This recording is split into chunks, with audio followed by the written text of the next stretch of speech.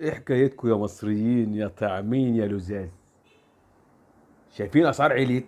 خشوا اشتروا، اشتروا، افتحوا صدركم وخشوا اشتروا بالنص، بالربع، بالكيلو. نوعوا، ما تخليش التجار يفرضوا اسلوبهم عليكم.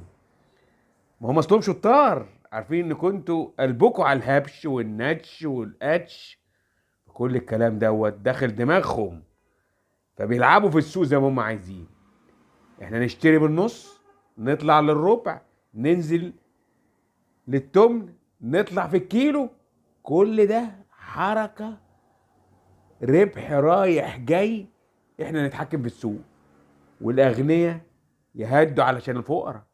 الفقراء هياكلوكوا، هيطلعوا يبلعوكوا، فلموا الدور. يبقى ايه؟ كيلو في نص في ربع في تمن، كيلو في نص في ربع في تمن. مع تحياتي ماجيك ستيك العربي.